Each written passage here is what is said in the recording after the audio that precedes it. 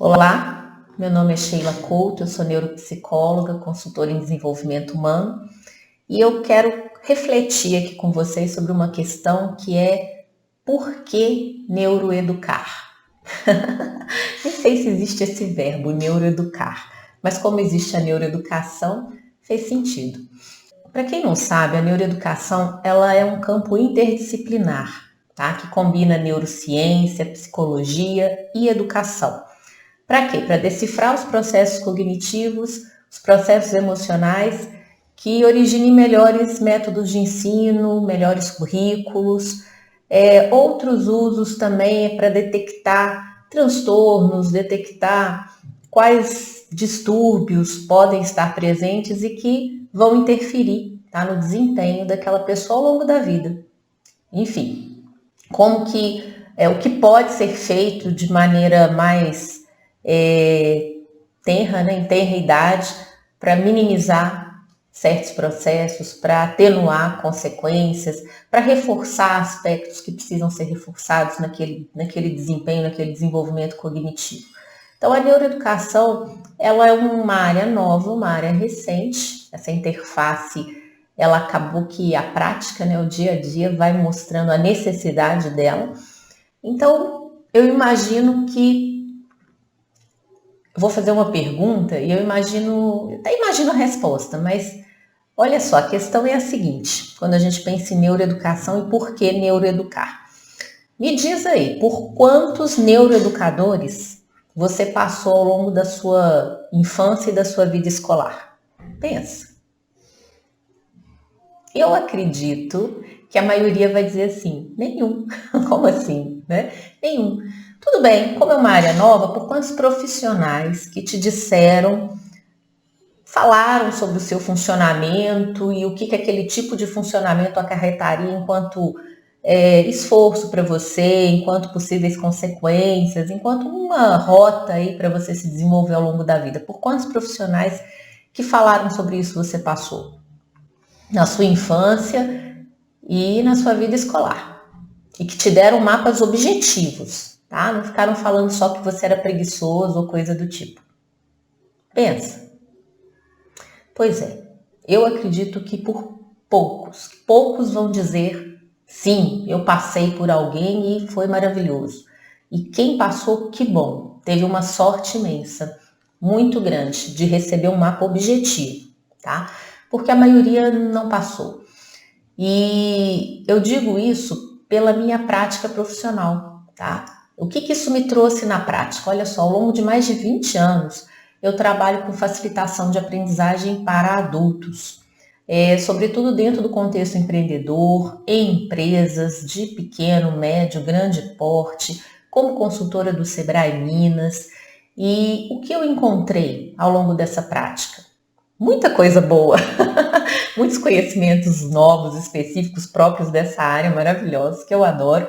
E por ter essa minha formação psicóloga, com essas especializações na neuropsicologia, eu nunca deixei a clínica, só que ela acabou quase que um hobby, né, paralelo com essa vida de facilitadora de aprendizagem. Mas um lado maravilhoso que eu amo de paixão, que são essas neurociências. O que isso me trouxe como visão no mundo empreendedor? Olha, eu encontrei muitas vezes pessoas com questões de trabalho que esse olhar me permitia desconfiar de outras coisas, não problemas na equipe ou nos processos da empresa ou nos processos de trabalho, mas questões ligadas a diferenças individuais, questões ligadas àquela pessoa. Tá? E tive a possibilidade de trabalhar ao longo desses anos com algumas pessoas que me procuravam fora desses contextos, trabalhar essas diferenças individuais de maneira particularizada e perceber que levar esses conhecimentos, olha, de repente a pessoa não consegue se concentrar, não entrega nada no prazo, traz alguns desafios de relacionamento, e aí você avalia a pessoa, ela tem um TDA, tá? Ela está com alguma questão ligada à atenção, e aí você vai trabalhar em cima disso e principalmente dela saber que ela tem isso, de como ela pode lidar com isso para, enfim, ir trabalhando essas questões, isso vai repercutir na vida pessoal, isso vai repercutir no ambiente de trabalho. Uma vez eu trabalhei com um artesão, né, um empreendedor, tinha seu pequeno negócio, mas um artesão maravilhoso, maravilhoso. Peças assim, muito finas que ele fazia e faz. E ele tinha um problema muito grande de planejamento, de toda a estrutura dele, da logística dele, de produção, de entrega, uma série de coisas. E como ele me procurou num contexto individual, eu pude exercitar esse olhar e avaliar, né, de outras formas também, e ele tinha uma dislexia. E aí, enfim, a história disso, enfim, fomos trabalhando em cima disso, de outras questões que apareceram ali, e o resultado, e foram alguns anos de trabalho. Então, isso é importante saber também, que não é uma coisa assim, né, que toque de mágica, não é assim. Mas o trabalho feito fez com que ele se organizasse dentro do negócio dele, estruturasse o seu aspecto produtivo, toda a sua linha de produção, a sua disciplina do dia a dia, a sua forma de contatos, enfim, isso foi repercutindo em muitas coisas, foram muitos insights a partir daquele conhecimento do funcionamento individual dele, de que diferenças, né, ele tinha em relação aos demais, que ele sempre sentia, sabe aquela coisa da pessoa que fala assim, eu sempre senti que tinha alguma coisa diferente em mim, mas não sabia. Pode ser que não seja nada, mas pode ser que seja. Então, na minha experiência, eu pude lidar com esse tipo de situação. E eu vejo que elas são frequentes, não são situações raras, não é uma pessoa ou outra, são várias. E essas pessoas sofrem porque elas carregam essas coisas que acham que ninguém está vendo, né? Às vezes não estão vendo da maneira correta, mas estão vendo as consequências daquilo. E a pessoa sofre com isso. Então, para onde a gente vai, a gente leva o nosso cérebro, as nossas emoções, o nosso funcionamento. Então, seja na vida familiar, seja na vida de trabalho, no mundo do trabalho, seja na vida acadêmica, isso vai aparecer de alguma forma. Então, essa foi a primeira razão para neuroeducar. Para nessa altura da vida, né, que não é nenhuma altura longa, a altura em que eu estou, para que neste momento eu topasse um desafio novo, que é trazer a neuroeducação numa linguagem acessível, principalmente para pais, mães, professores, educadores, para que o quanto antes, né, a gente tenha esse conhecimento e atue com ele com as pessoas melhor, tá? Então, a primeira razão para eu neuroeducar foi dar o nome certo, sabe aquela coisa de dar o nome certo aos bois? Dar o nome certo para o desafio que a pessoa carrega. Eu gosto de falar desafio e não o problema, o transtorno, etc. Então, a pessoa tem um quadro depressivo, tem um TDA, tem uma dislexia, tem alguma questão na memória, sabe? Qual é o desafio? Quando a gente sabe o nome certo desse desafio, dá um alívio, gente. Não só um alívio porque, acabou. Não, tá só começando. Mas você sabe o que é que você tem que começar. Você sabe, você passa a ter um mapa mais objetivo e estruturado de como caminhar para ir superando aquele desafio, minimizando. E essas são palavras importantes. Em alguns casos, para que o desafio fique lá para trás. Em outros, para que você conviva de uma forma produtiva com ele ali, que ele não te atrapalhe, que ele não te inviabilize. Dá o nome certo para os desafios, essa é a primeira razão. A segunda razão, aí sim tem a ver com a questão da educação propriamente dita, sabe? É detectar esses desafios o quanto antes, na infância, adolescência, na juventude. Gente, já imaginou se você pudesse ter respondido aquela pergunta que eu fiz?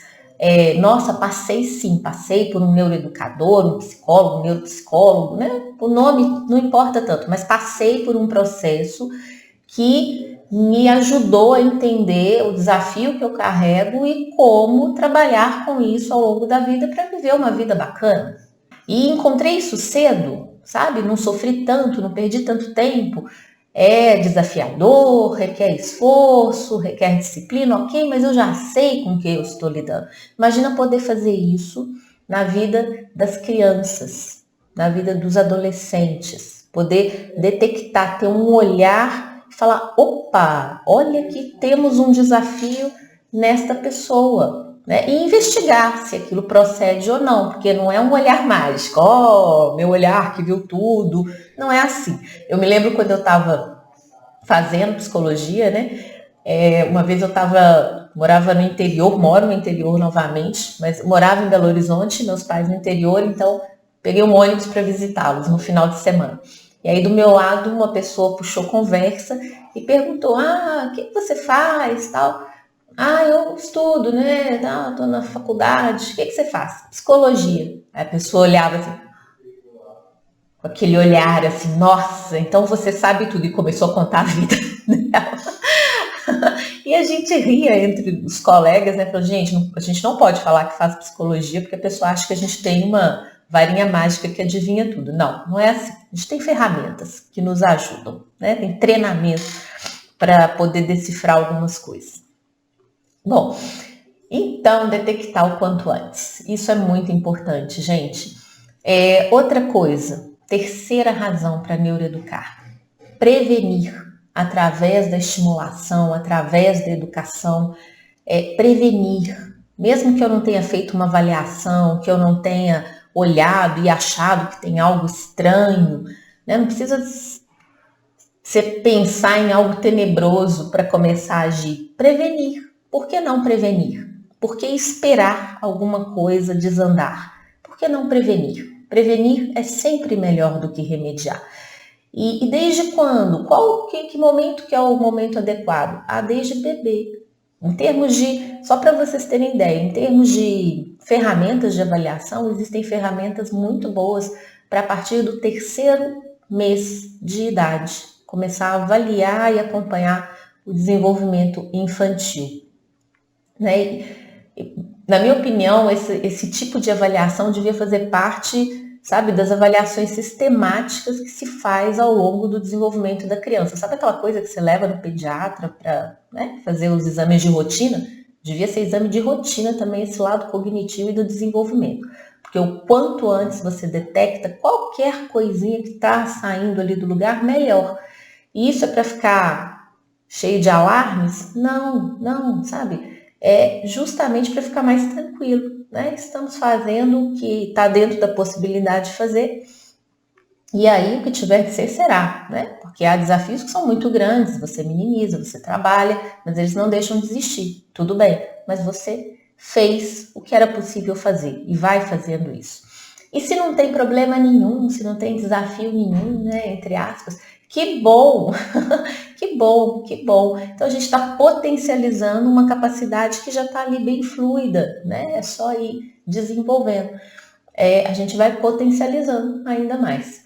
Então é aquele tipo de coisa que mal não fará e, se for necessário, vai vir num tempo muito bom para trabalhar muita coisa, porque como o cérebro é plástico, há fases do desenvolvimento em que sempre é mais fácil, mais simples entrar com intervenções. Os resultados começam mais cedo, isso é bom.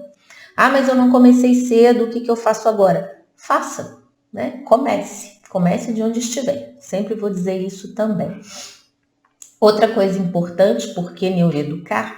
Para se livrar de culpas, medos e vergonhas. Então tem coisas que acontecem na vida das pessoas, acontecem na sua vida, na minha vida, na vida de todos nós, e as pessoas tendem a ir para aquelas explicações assim de caráter, é um preguiçoso, uma preguiçosa, é uma descontrolada, um descontrolado, é uma pessoa, sabe, vai julgando a pessoa e vai rotulando a pessoa, quando muitas vezes essa pessoa, ela carrega algum desafio. Tá? Algum desafio que não foi descoberto, não foi nomeado e, consequentemente, não foi trabalhado. Então, e aí a pessoa carrega uma série de culpas, medos, vergonhas, que a gente tem que deixar para trás. Gente, ninguém tem vergonha de ter pressão alta. Tem? Não tem. Às vezes as pessoas contam até como, né? Eu tenho tal coisa, pressão alta, diabetes, tenho isso, tenho aquilo. Ai, ai, seres humanos. E quando é alguma coisa que parece estar ligada ao sistema nervoso, a gente começa a pôr debaixo do tapete, a deixar de lado, fica quietinho para ninguém perceber. Faz isso não, se cuida, procure, né, ajuda, procura elucidar se existe realmente alguma coisa, procura se conhecer para ver quais são os seus desafios. Isso é sempre importante, tá? A gente funciona do jeito que funciona por algum motivo.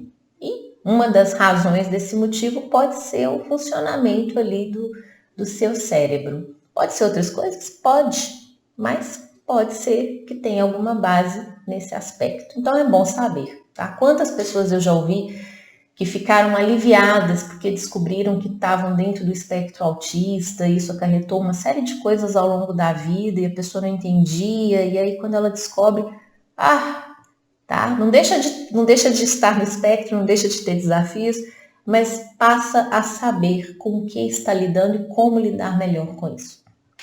Então se livre de culpas, medos, vergonhas, porque se isso ajudasse, né, não serve para nada, só serve para atrapalhar. A gente precisa de objetividade. No lidar com a gente precisa de objetividade, tá? E se for lidar com o outro, mais ainda, porque não cabe rótulo, não cabe julgamento.